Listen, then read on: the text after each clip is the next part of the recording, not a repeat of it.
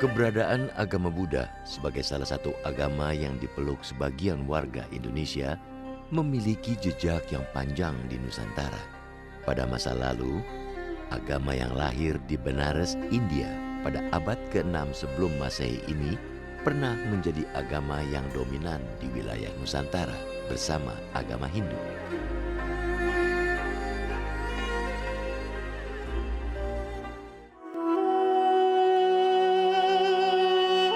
Ajaran Buddhisme diperkirakan mulai menyebar di wilayah Nusantara pada sekitar abad ketiga Masehi. Keyakinan Buddha di Nusantara diduga disebarkan oleh para biku yang datang bersama para pedagang yang singgah di sejumlah kawasan di Nusantara. Sementara, bila dilihat dari peninggalan prasasti-prasasti yang ada, agama Buddha pertama kali masuk ke Nusantara pada sekitar abad ke-5 Masehi.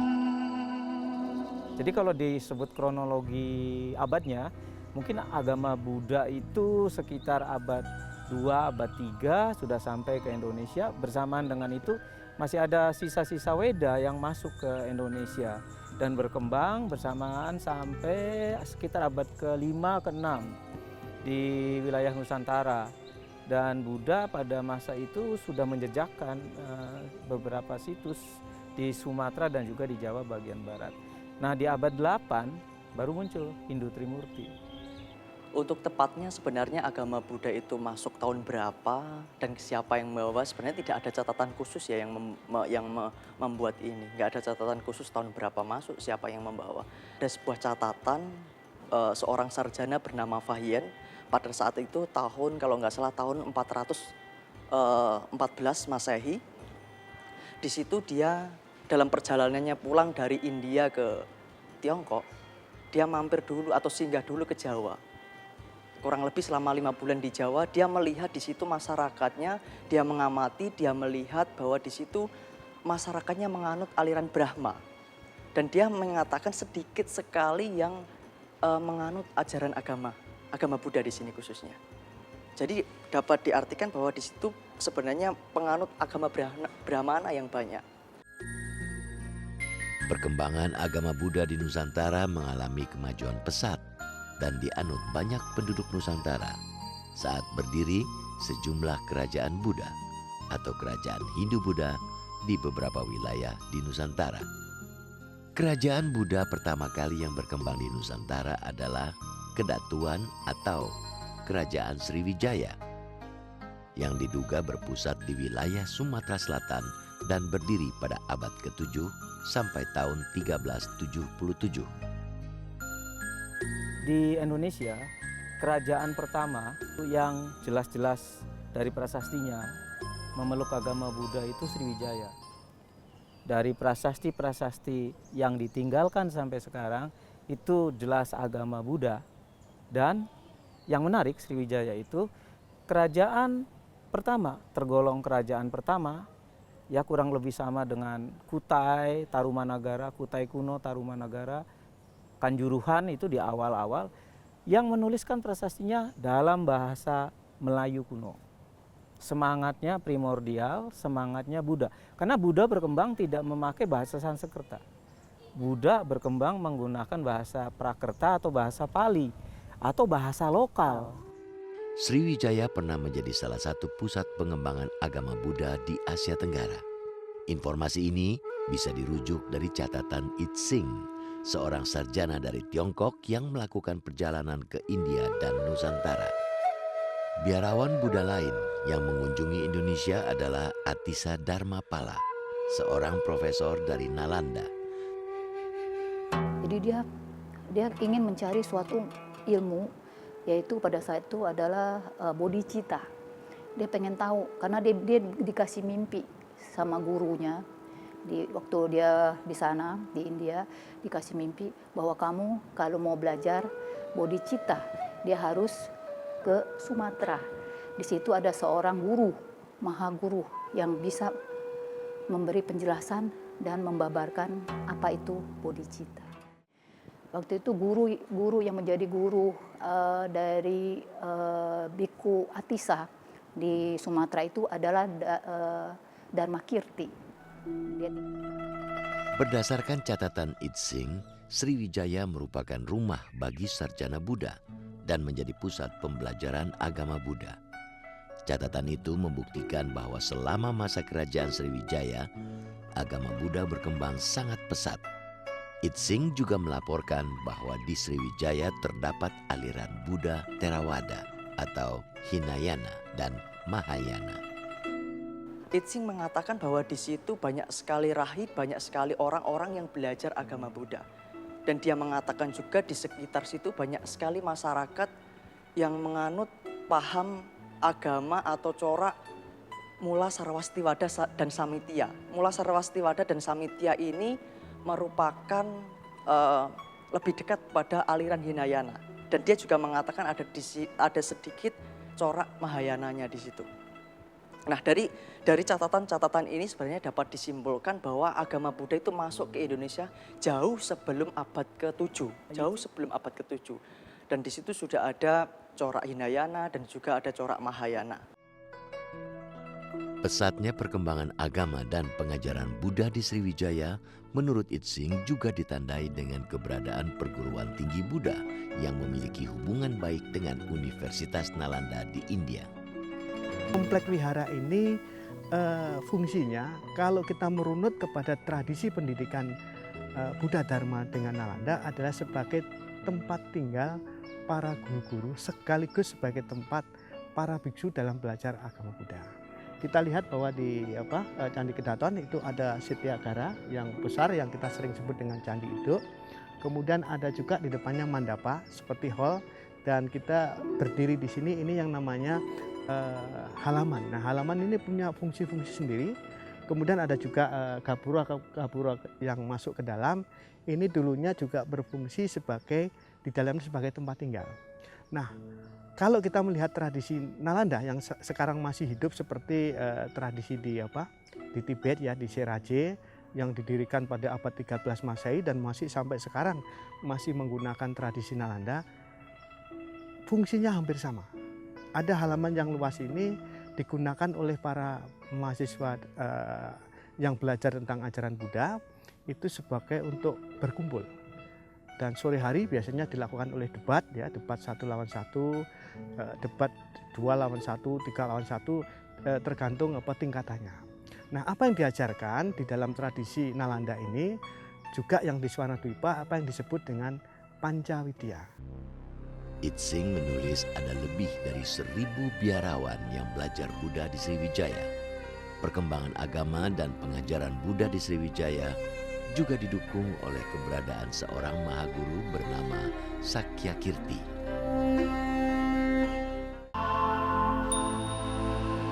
Selain di Pulau Sumatera, sejak sekitar abad ke-8, agama Buddha juga berkembang di Pulau Jawa, tepatnya di wilayah Jawa Tengah. Perkembangan pesat agama Buddha di wilayah ini ditandai dengan keberadaan kerajaan dinasti Shailendra. Meski tidak sebesar kerajaan Sriwijaya, kerajaan yang berdiri pada tahun 775 hingga 850 Masehi ini mewariskan sejumlah peninggalan penting seperti Candi Borobudur, Candi Mendut, dan Candi Pawon. Dinasti Shailendra itu kita bisa tahu nama itu dari prasasti-prasastinya. Ya. Prasasti yang penting menyebut Shailendra Wangsa antara lain prasasti Kalasan tahun 778 Masehi yang ditemukan di Candi Kalasan di Jawa Tengah. Di dalam prasasti disebut Tara Bawanam. Ada bangunan suci yang isinya tentunya memuja Dewi Tara. Dewi Tara itu sakti dari Buddha Mahayana. Nah, Shailendra Wangsa itu mendukung Buddha Mahayana. Setelah kekuasaan dinasti Shailendra surut, kekuasaan dinasti ini tergeser oleh dinasti Sanjaya yang menganut agama Hindu. Pada masa ini, agama Buddha diperkirakan masih banyak dipeluk masyarakat Jawa. Namun, sejak saat itu, sinkretisme atau peleburan keyakinan dan praktek agama Buddha dan Hindu mulai terjadi di banyak tempat di Jawa. Pada satu masa itu di Mataram kuno itu diperintah oleh seorang raja Hindu dan istrinya Buddha gitu ya. Jadi itu sangat mungkin, karena itu banyak bermunculan memang candi yang Hindu, diantaranya juga candi yang Buddha. Jadi itu saya pikir agama waktu itu tidak menjadi satu persoalan yang penting gitu ya. Maksudnya ya penting ya untuk membentuk sikap, tetapi tidak menjadi satu yang sangat politis gitu sifatnya ya gitu saya rasa. Dan itu terus terbawa sampai kepada raja-raja berikutnya, terutama untuk kerajaan yang ada di Jawa misalnya. Pada tahun 1292 hingga tahun 1478, berdiri kerajaan Majapahit di wilayah Jawa Timur yang bercorak Hindu-Buddha. Pada masa kerajaan Majapahit, para penganut Hindu dan Buddha hidup berdampingan secara damai. Perpaduan Buddha dan Hindu sudah dimulai sebenarnya sejak masa Singosari, abad 13. Kita bisa melihat dari kisah para raton itu simbol perkawinan. Dan perkawinan sebenarnya antara Ken Angrok yang memuja Trimurti dan Ken Dedes yang memuja Buddha Mahayana. Lalu mereka menikah. Tidak mengherankan kalau anak keturunan mereka jadi memuja Siwa Buddha. Raja yang jelas memuja Siwa Buddha antara lain Wisnuwardana, kemudian Kertanegara, Siwa Buddha, itu dua raja Singosari terbesar. Seketurunan itu setelah Kertanegara dan lain-lain menyambung ke zaman Majapahit, maka raja-raja Majapahit senantiasa mengidentifikasikan diri sebagai Siwa dan Buddha. Dan Siwa dan Buddha di dalam kitab Sutasoma, Arjuna Wijaya itu bukan sesuatu yang terpisah, tetapi sesuatu yang setara. Hingga kini, sejak keberadaan kerajaan Majapahit antara lain bisa disaksikan lewat sejumlah peninggalan tempat-tempat suci, sisa-sisa sarana ritual keagamaan pada masa itu. Berdasarkan sumber tertulis yang ada, mayoritas Raja Majapahit beragama Siwa dari aliran Siwa Siddhartha. Hanya Tribu Wana Tunggadewi, Ibunda Hayam Wuruk yang tercatat beragama Buddha Mahayana. Meski mayoritas Raja Majapahit beragama Siwa, agama Siwa dan agama Buddha tetap menjadi agama resmi kerajaan hingga tahun 1447. Tentu saja raja-raja itu lebih suka memilih dewa-dewa Hindu. Apalagi ada konsep dewa raja pada masa Majapahit. Raja adalah sebenarnya penjelmaan dewa yang hidup di alam manusia. Mereka memilih dewa-dewa Hindu supaya mengambil ketegasannya. Sementara dewa-dewa Buddha penuh kasih sayang, ahimsa, jangan menyakiti sesama makhluk. Bagaimana kalau ada musuh datang? Repot dia. Makanya dia perlu menggabungkan Siwa Buddha. Siwa untuk menghancurkan musuh-musuhnya, Buddha untuk menyayangi rakyatnya. Pada masa kerajaan Majapahit, sinkretisme agama Buddha dengan agama Hindu mencapai puncaknya. Pada masa ini, misalnya, terjadi pengidentifikasian Siwa dengan Buddha hingga disebut sebagai Siwa Buddha, sebagai satu kesadaran tertinggi. Pada zaman Majapahit ini pula, aliran Hindu Siwa, Hindu Wisnu, dan agama Buddha dapat hidup bersamaan. Saya rasa, menurut saya itu bukan satu usaha untuk menyatukan, tetapi justru untuk menghargai, ya, menghargai yang ada. Itu sudah terbukti di dalam berbagai prasasti masa lalu.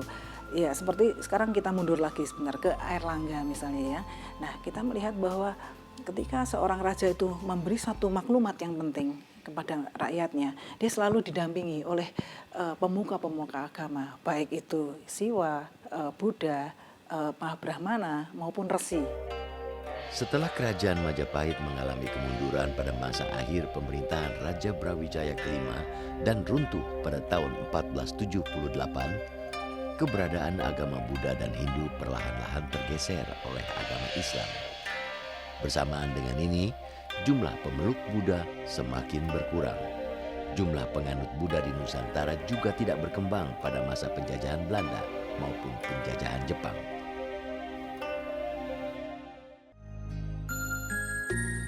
Pada tahun-tahun akhir pemerintahan kolonial Hindia Belanda, mulai muncul orang-orang yang menghidupkan kembali denyut keberadaan agama Buddha di Nusantara.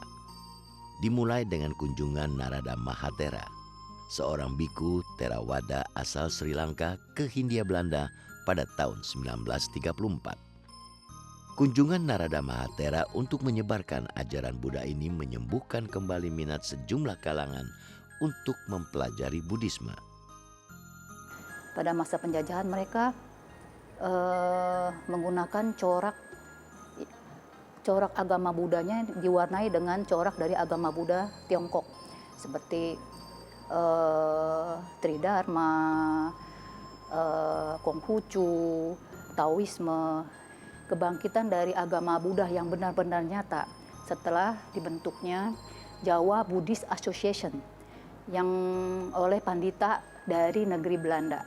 Waktu itu ada pandita dari negeri Belanda datang pada tahun 1932.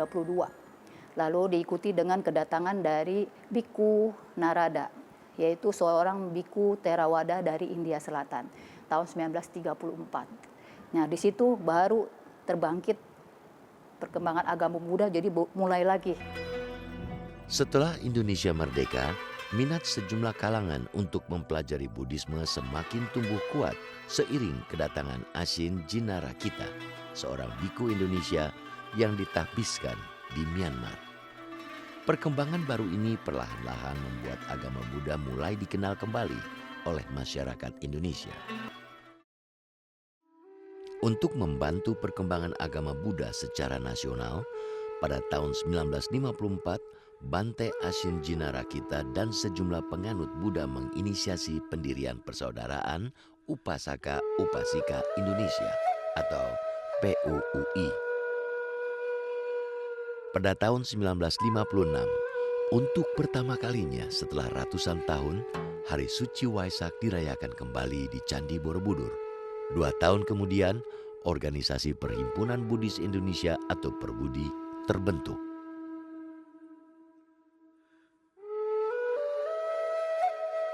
Pasca terjadinya peristiwa gerakan 30 September 1965, perburuan terhadap individu atau kelompok yang dituduh sebagai komunis atau dicap sebagai ateis marak dilakukan aparat keamanan.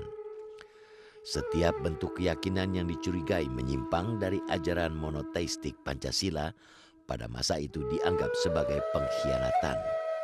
Untuk mempertahankan agama Buddha di Indonesia, pendiri Perbudi, Biku Ashin Jinarakita, mengusulkan adanya penyesuaian dalam dogma Buddhisme di Indonesia, terutama dogma mengenai ketuhanan dalam agama Buddha. Saat itu, digagaslah ketuhanan dalam agama Buddha di Indonesia dengan sebutan Sang Hyang Adi Buddha. Untuk memperkuat konsepsi ini, Biku Ashin Jinarakita mencari bukti dan konfirmasi dari berbagai teks Jawa kuno hingga dari bentuk kompleks Candi Borobudur. Agama Buddha ini banyak sekali tadi corak-corak yang mereka juga memiliki sebutan terkait dengan Tuhan itu berbeda-beda. Ada yang menyebutnya Tathagata, ada yang menyebutnya Bhagawan. Nah, sehingga Ashin Jinarakita ini memiliki inisiasi untuk membuat rumusan terkait ketuhanan dalam agama Buddha itu sendiri. Yaitu dia memutuskan, tentunya bukan keputusan sendiri ya, dan juga tentunya bukan keputusan yang sembarangan. Tentunya tadi dengan berbagai kajian dan sebagainya, dia memutuskan bahwa Tuhan dalam agama Buddha, khususnya di Indonesia, adalah disebut dengan Sang Hyang Adi Buddha itu sendiri. Pasca peristiwa gerakan 30 September 1965, jumlah pemeluk agama Buddha di Indonesia sempat mengalami lonjakan tajam. Hal ini terjadi menyusul keluarnya kebijakan pemerintah Orde Baru yang mengharuskan semua warga mencantumkan identitas agama yang mereka peluk dalam kolom agama di KTP bila mereka tidak mau dicap sebagai simpatisan komunis. Lonjakan jumlah pemeluk agama Buddha ini membuat agama Buddha kian berkembang di Indonesia. Pada era pemerintahan Orde Baru, puluhan wihara baru dibangun. Berbagai aliran agama Buddha juga berkembang.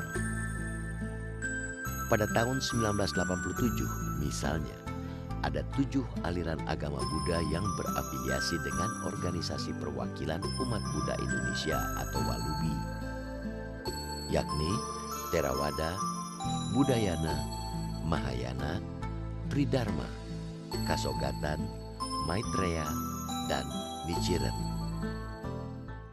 Secara substansi, sebenarnya tidak ada jauh perbedaan antara corak-corak itu sendiri. Tetapi tadi karena perkembangan budaya, karena tradisi, siapa yang membawa itu yang membuat kemudian corak-corak itu berkembang. Tapi secara substansi ajaran yang dibawa itu sama saja. Misalnya begini, Mahayana ini dia lebih cenderung kepada yang dibawa dari Tibet atau Tiongkok atau China, Korea, sehingga secara misalnya jubahnya juga berbeda bentuknya dengan yang misalnya dari India, Sri Lanka, yang jubahnya juga sedikit berbeda. Sebenarnya corak itu saja sih yang membedakan, cuman secara substansi, secara inti ajaran sama, isi substansinya sama. Karena sebenarnya begini, Buddha pertama kali mengatakan kepada 60 biku pertama, itu misioneri pertama, dia mengatakan datanglah ke seluruh penjuru untuk mengajarkan ajaran cinta kasih. Jadi pada dasarnya prinsipnya adalah ajaran cinta kasih yang harus dikembangkan kepada semua makhluk. Jadi itu prinsip dasar sebenarnya. Dan inti ajaran Buddha dari masa Buddha lampau sampai sekarang itu sama. Seperti yang tercantum dalam Dhammapada 183. Sabapapa saakaranang kusalasa upasampada sacita paryodapanang etang Buddha nasasanang. Jangan berbuat jahat, berbuatlah kebajikan, sucikan hati dan pikiran. Itu inti ajaran Buddha dari semua Buddha.